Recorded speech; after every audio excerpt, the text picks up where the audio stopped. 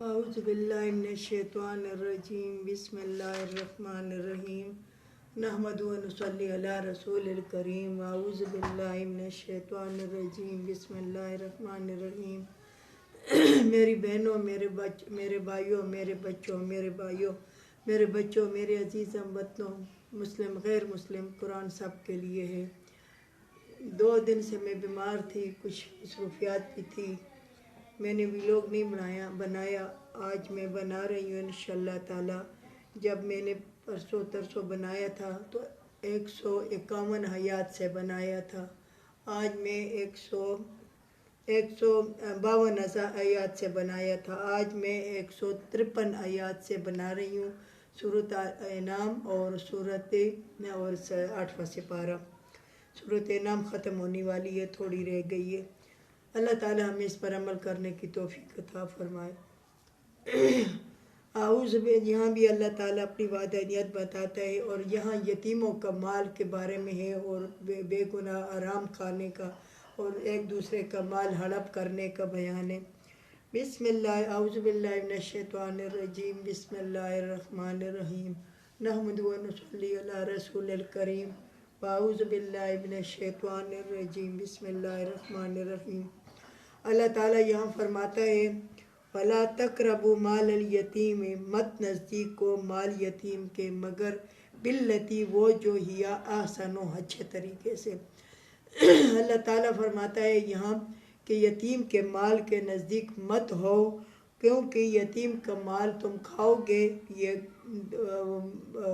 تمہارے لیے حرام ہے یتیم کا مال۔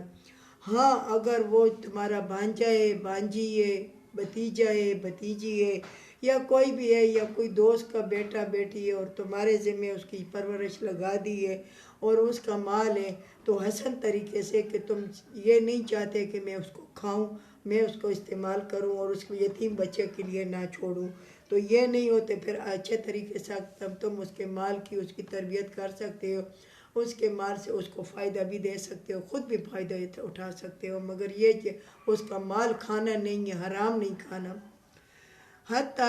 اس حد تک یبلغ شدہ، جو پہنچ جائے جوانی کی طرف، یعنی بلوغت کو پہنچ جائے، اس تک اس کا مال تم اپنے پاس رکھو۔ جب تم سمجھو اور یہ اپنے دل میں رکھو کہ وہ جب بڑا ہو جائے گا، جوان ہو جائے گا یا جوان ہو جائے گی، تو پھر اس کو وہ مال 2-3 گواہوں میں، تو پیچھے سورۃ النساء میں نے پڑھا، لوگ بنایا تھا، وہاں دیکھ لو، وہ 2-3 گواہوں کے سامنے اس بچی یا بچے کا اس کا مال، تم اگر وہ بلوغت کو پہنچ جائے اور تم سمجھو کہ وہ یبلغ اشدہ، اور وہ خوب سمجھ سکتا ہے اور وہ عقل فکر رکھتا ہے، تو پھر کچھ 2-3 گواہوں کے سامنے پھر اس کا مال اس کو واپس کر دو۔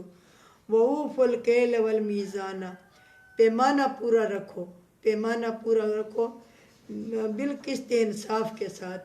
تم پیمانہ پورا رکھو، جس سے لیتے ہو تو اسی طریقے سے اس کو بھی واپس کرو۔ جو پیسے ہیں یا مال ہے یا سونا ہے یا برتن ہے یا کپڑے ہیں یا جائیداد ہے یا جو کچھ بھی ہے، جس طریقے سے اس نے تمہارے پاس رکھی ہے اسی طریقے سے تم دی تھی تمہیں، یا قرض دیا تھا یا سونا دیا تھا، تو سونا بھی اس کے مطابق ایک رتی بر بھی تم اس سے نہیں کھا سکتے، جتنا دیا تھا اسی۔ ہم لوگ لیتے پورا ہے اور دیتے پھر آدھا ہیں، پھر اس میں ڈنڈی مار جاتے ہیں۔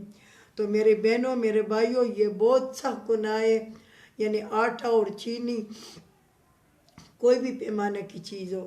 میں ان دکانداروں کو بھی کہتی ہوں کہ تم جب سودا لاتے ہو اپنی دکان کے لیے، اپنے اسٹور کے لیے، تو تم دیکھ بھال کے لاتے ہو، اور تم صحیح طریقے سے جب تم دیتے ہو تو خراب چیزیں لوگوں کو دیتے ہو۔ کتنی دفعہ ہم لاتے ہیں، فروٹ خراب نکل آتا ہے، سبزی خراب نکل آتی ہے، گوشت میں ہڈیاں دے دیتے ہیں، چربی دے دیتے ہیں، گوشت کا نام بھی نہیں ہوتا۔ تو اس طرح نہیں کرو، یا اللہ تعالیٰ کہتا ہے کہ پورا کرو پیمانہ، انصاف کے ساتھ پیمانہ پورا کرو۔ گز، کپڑے کا گز جو بھی ہو، جو طریقہ بھی ہے، بس پورا لو، پورا دو۔ صحیح تولو اور صحیح تول کے دو، صحیح تول کے لو، صحیح تول کے دو، بالکل اس میں کمی پیشی نہیں کرو۔ لا نکلف نفسا الا وسعها، ہم تکلیف نہیں پہنچاتے کسی نفس کو مگر اس کے طاقت کے مطابق۔ یہ باتیں اتنی مشکل نہیں ہے، اللہ تعالیٰ فرماتا ہے کہ میں کسی کو تکلیف نہیں دیتا، یہ باتیں اتنی مشکل نہیں ہے کہ تم اس پر عمل نہیں کر سکتے، یہ آسان ہے، یہ مشکل نہیں ہے۔ اللہ تعالیٰ کہتا ہے میں کسی نفس کو کوئی اس پر بوجھ نہیں ڈالتا، اس کو تکلیف نہیں دیتا مگر اس کی وسعت کے مطابق، اس کی طاقت کے مطابق، اس کی سمجھ کے مطابق۔ اللہ تعالیٰ کہتا ہے یہ باتیں کوئی جتنی مشکل نہیں ہے، تم آسانی سے یہ باتیں، یہ انصاف کے طریقے تم کر سکتے ہو۔ کپڑا، لیڑا، جو بھی یعنی سونا چاندی، جائیداد، مال، حتیٰ کہ چینی اور پیاز اور ٹماٹر، یہ بھی انصاف کے ساتھ تولو اور انصاف کے ساتھ دو۔ وَإِذْ قُلْتُمْ فَعْدِلُوا، جس وقت تم باتیں کرو یعنی کسی کے درمیان میں، فَعْدِلُوا تو انصاف کرو، لوگ انصاف کرو، اور وَلَوْ كَانَ ذَا قُرْبَىٰ، اگر وہ تمہارا رشتہ دار بھی ہو۔ بہو اور بیٹی کا جھگڑا ہوتا ہے، بیٹی کو ملامت نہیں کرتی ماں، بہو کو ملامت کرتی ہے، نہیں یہ نہیں کرنا چاہیے۔ اگر بیٹی میں برا ہے تو بیٹی کو کہو کہ تم نے برا کیا ہے، یہ نہیں کرنا چاہیے۔ بہو کو کہو بہو نے برا کیا تمہیں نہیں کرنا چاہیے۔ اگر میں نے برا کیا تو میں اب اپنے آپ کو سوچوں، میں اپنے دل میں سوچوں کہ میں کیا کر رہی ہوں، میں بیٹی کی طرفداری کر رہی ہوں یا میں بیٹے کی طرفداری کر رہی ہوں یا میں بہو کی طرفداری کر رہی ہوں۔